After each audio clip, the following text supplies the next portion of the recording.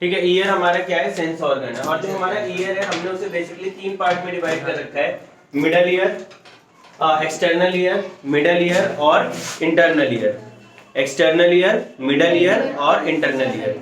ठीक है, अब देखो एक्सटर्नल ईयर में क्या क्या आता है तुम्हारा। ईयर एक ऐसा ऑर्गन है जो कि 2 काम करता है, सुनने में भी हेल्प करता है और बैलेंसिंग में भी हेल्प करता है। सुनने में भी हेल्प करता है और बैलेंसिंग में भी हेल्प करता है।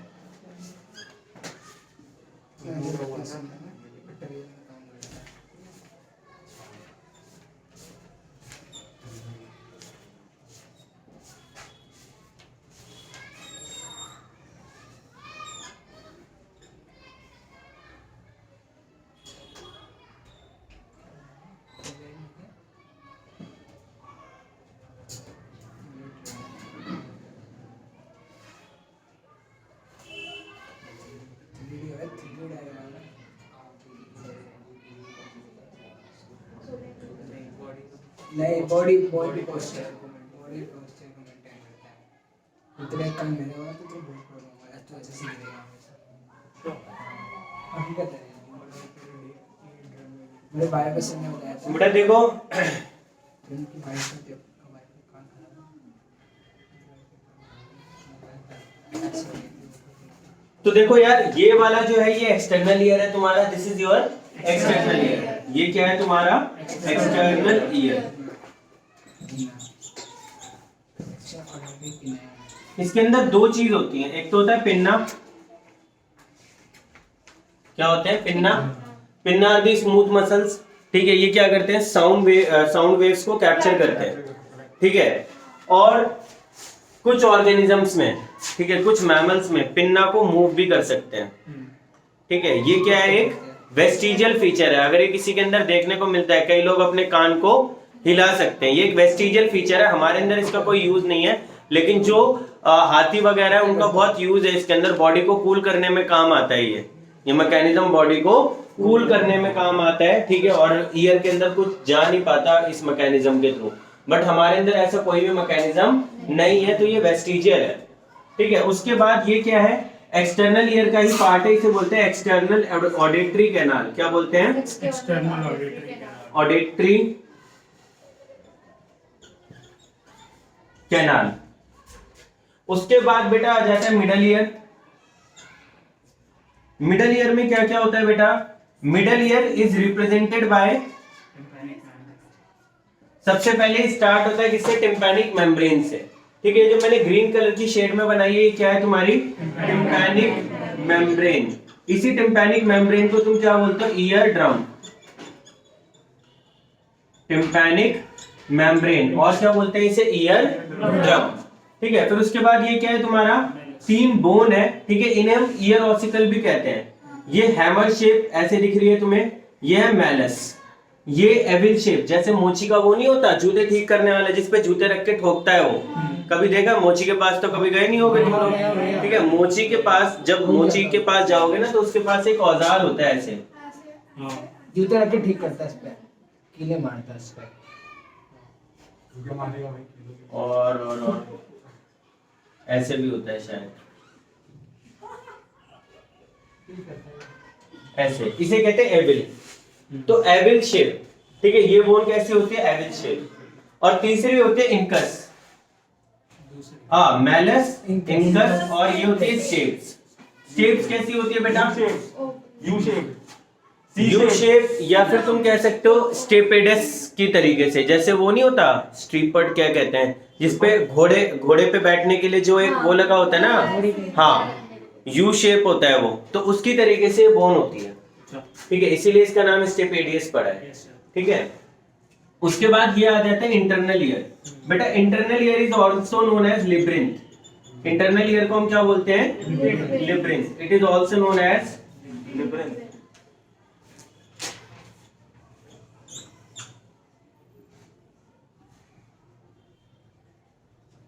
Internal ear is also known as labyrinth. ठीक है, अब ये जो लिब्रिंथ है, it is further divided into 2 parts, bony labyrinth और मेम्ब्रेनस लिब्रिंथ। बेटा ये जो ऊपर वाली कवरिंग दिख रही है तुम्हें, मैं दिखाता हूं, ये जो ये वाली कवरिंग है, ये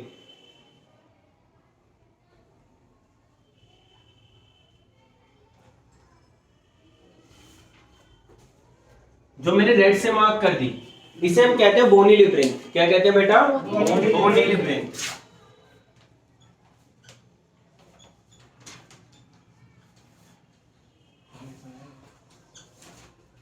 क्या कहते हैं बेटा? बोनी लिब्रिंथ। ठीक है, उसके बाद ये जो अंदर वाला है, अंदर वाला है, ये this is your membranous labyrinth. क्या है बेटा? मेम्ब्रेनस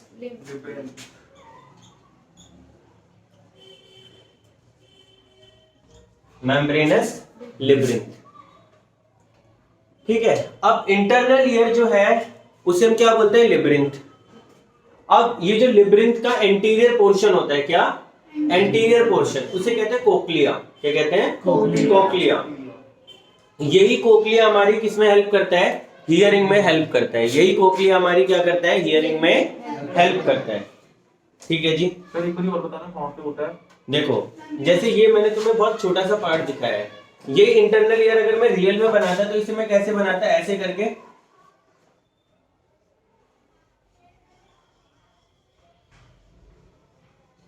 ऐसे बनाता। तो ये पूरा का पूरा लिब्रिंथ है। पूरा का पूरा क्या है? लिब्रिंथ। इस लिब्रिंथ का एंटीरियर पोर्शन, ओ सॉरी पोस्टीरियर पोर्शन जो होता है वो बहुत ज्यादा कॉइल्ड होता है और उसे हम क्या बोलते हैं? कॉक्लिया। कॉक्लिया। यही कॉक्लिया हमारे किसमें हेल्प करता है? सुनने में हेल्प करता है। किसमें हेल्प करता है? सुनने में। और इसी कॉक्लिया के ऊपर क्या होता है? सेमी सर्कुलर कैनाल्स होते हैं जो कि किसमें हेल्प करती है? बैलेंसिंग में हेल्प करती हैं। तो आज हमारा बैलेंसिंग तो होगा नहीं, आज हम लोग क्या पढ़ेंगे? बोलो यार। हियरिंग पढ़ेंगे, मैकेनिज्म ऑफ हियरिंग पढ़ेंगे, स्ट्रक्चर ऑफ ईयर पढ़ेंगे। ठीक है, ये सारी चीजें पढ़ेंगे। तो तुम्हें समझ में आ गया, internal ear is also known as labyrinth. The posterior portion of the labyrinth is known as cochlea. It is highly coiled and it is help in hearing. ये किसमें हेल्प करता है? हियरिंग में हेल्प करता है। ठीक है जी। अब देखो यार, स्टेप्स इंटरनल ईयर से जाकर जुड़ती है with the help of Oval window. With the help of Oval window. Oval window की मदद से ये इंटरनल ईयर से जाकर मिलती है। और नीचे क्या होती है? Round window. क्या होती है बेटा? Round window. तो इंटरनल ईयर जो मतलब मिडल ईयर होता है वो इंटरनल ईयर से जाकर मिलता है with the help of Oval window. ठीक है, और ये एंड होता है इंटरनल ईयर किस पे? राउंड विंडो पे। किस पे?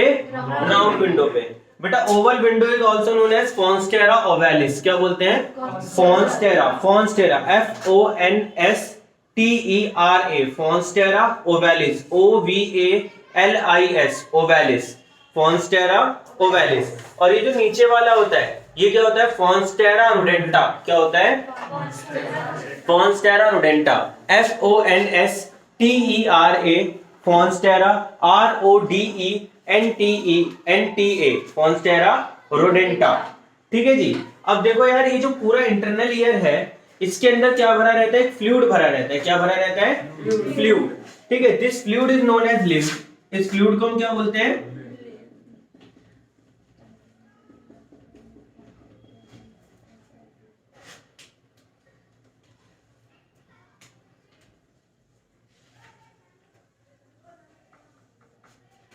तो ये पूरा क्या भरा हुआ है बेटा? फ्लूइड भरा हुआ है। ठीक है, जो बाहर की तरफ फ्लूइड है, मेम्ब्रेनस लिब्रिंथ ने इंटरनल ईयर को दो पार्ट में डिवाइड कर दिया। एक तो ये अंदर वाला पोर्शन और एक ये बाहर वाला पोर्शन।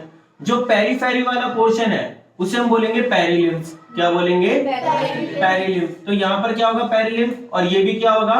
पेरिलिम्फ, पेरीफेरी में। और जो सेंटर पे है वो अंदर है तो उसे क्या बोलेंगे? एंडोलिम्फ। तो बेटा जो अंदर इंटरनल ईयर के अंदर जो लिम्फ का अरेंजमेंट है वो कैसा है? PEP, PPE, ठीक है, और EEP या फिर EPP,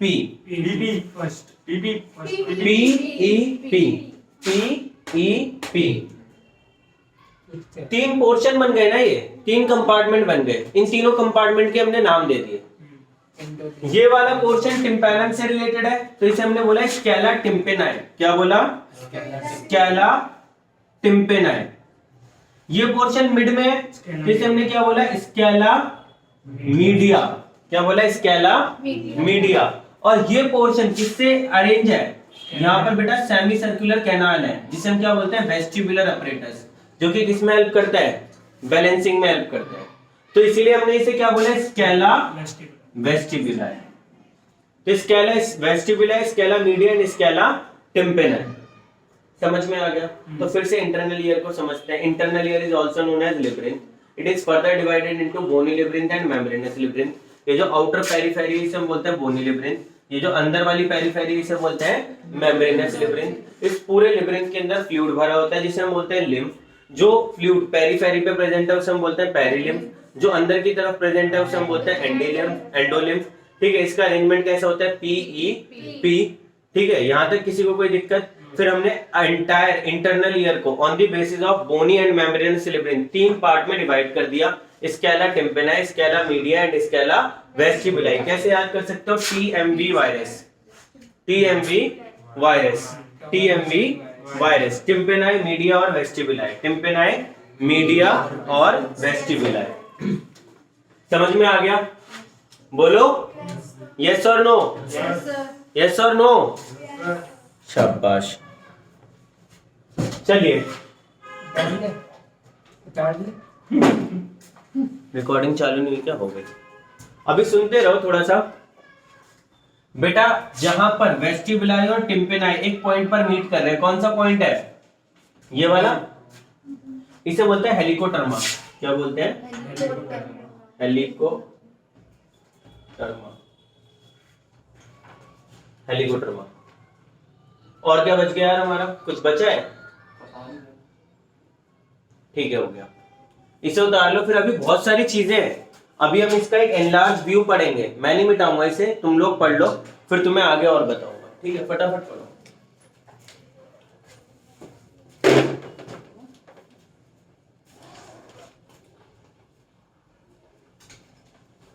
बेटा बड़ा बड़ा डायग्राम, बड़ा। सर इससे बड़ा क्या होगा? हाँ, ये ऋतिक ने जैसे बनाया ना वैसे बनाओ, क्योंकि अगर तुमने डायग्राम बना लिया ये, तो तुम्हें पूरा ईयर याद हो जाएगा। अगर तुम डायग्राम नहीं बना पाए, then you are not able to identify anything, you are not able to recognize anything। ठीक है, डायग्राम ऋतिक की तरह बना सिमरन, बड़ा, ऐसे पेज पे। मैंने लास्ट क्लास में भी सबका कटवा कटवा के दोबारा बनवाया था वहां पर। बेटा ये ट्यूब मोटी बनानी है ना, मेन इस ट्यूब के अंदर ही तो है। पेप के दोनों साइड पेज खाली छोड़ दिया, उसका क्या फायदा रहा? कुछ फायदा रहा तो खुद बता, उठा ले। ट्यूब भी तो बड़ी करनी है।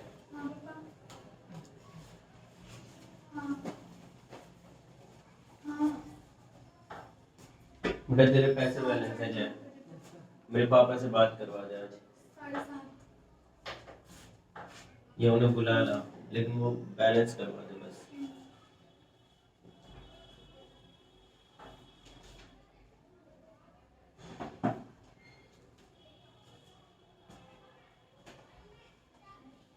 सर वो क्या है, टिम्पैनिक।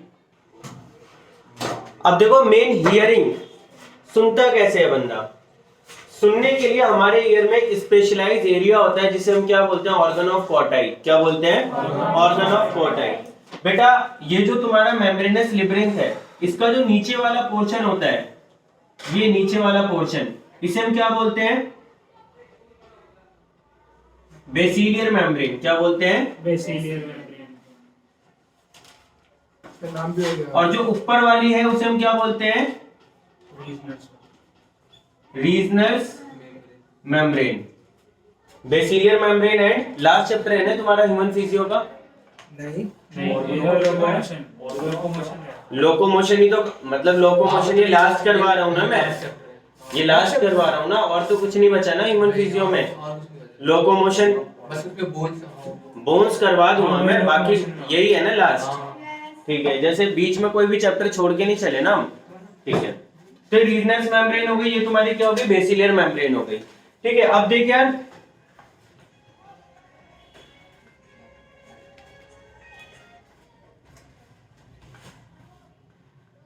बेसिलियर मेम्ब्रेन के ऊपर क्या होता है बेटा, ऑर्गन ऑफ कोटाई। क्या होता है, organ of quartile. Organ of quartile किसमें हेल्प करता है बेटा हमारी? हियरिंग में। किसमें हेल्प करता है? हियरिंग में। तो organ of quartile helps in hearing. अब ऑर्गन ऑफ क्वार्टाइल पे बहुत सारे माइन्यूट फाइबर्स होते हैं। इन फाइबर्स को हम बोलते हैं हेयर सेल्स। क्या बोलते हैं? Hair cells. हेयर सेल्स के ऊपर बहुत छोटे छोटे से सीलिया लगे होते हैं। क्या लगे होते हैं? हेयर सेल्स के ऊपर बहुत छोटे छोटे से सीलिया लगे होते हैं बेटा, छोटे छोटे से।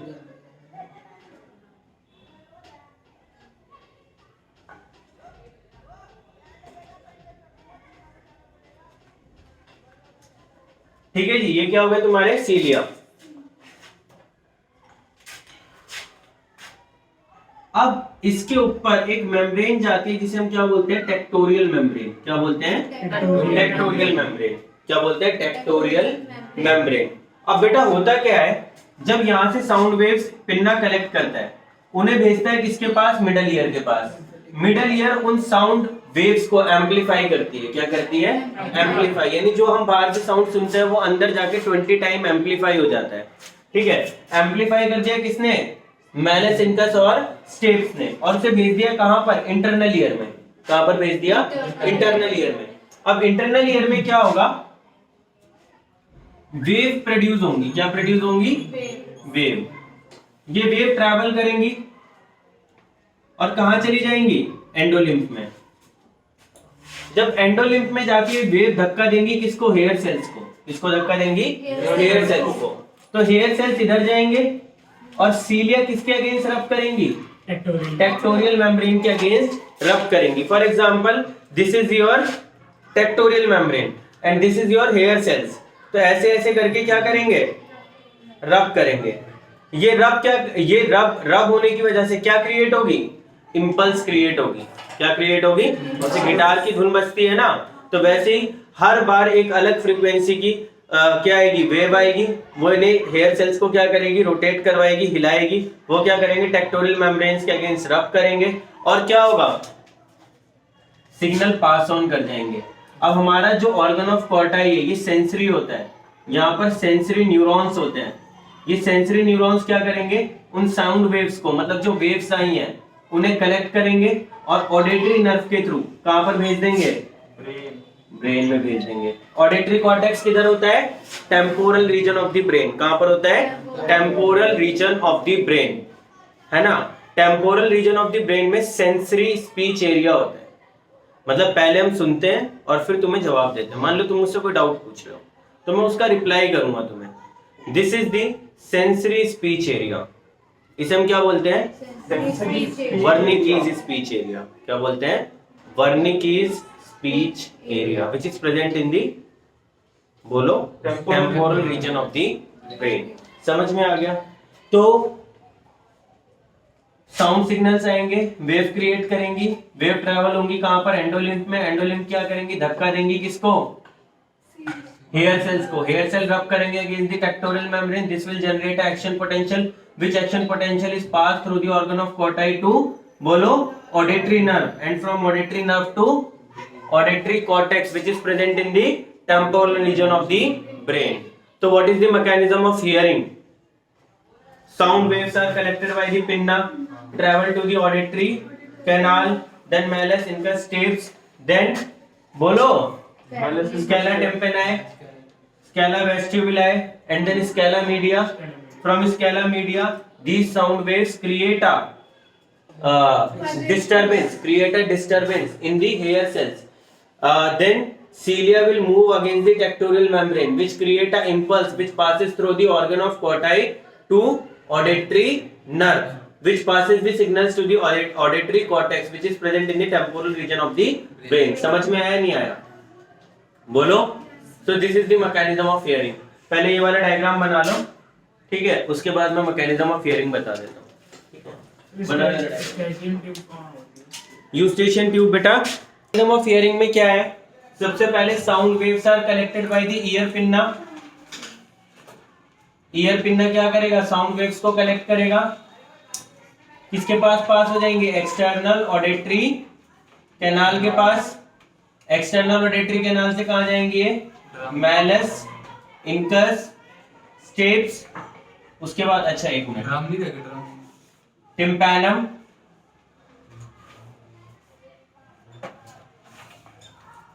मैलस इंकस स्टेप्स, उसके बाद किसके पास जाएगी, स्केला, बोलो, वेस्टिबुलाe, फिर स्केला टिम्पेनाe यानी पेरिलिम्फ पेरिलिम्फ, फिर उसके बाद किसके पास जाएगी, एंडोलिम्फ के बाद यानी स्केला स्केला मीडिया के पास, एंडोलिम्फ, ठीक है। फिर उसके बाद ये किसको प्रेस करेगी, press the cilia against tectorial membrane, this will generate action potential, क्या जनरेट होगा इसकी वजह से, एक्शन पोटेंशियल जनरेट होगा, हो गया sir. This will generate a action potential which pass to the, किसके पास, organ of Corti, and from organ of corti to auditory nerve, and from auditory nerve to auditory cortex, which is present in the temporal region of the brain.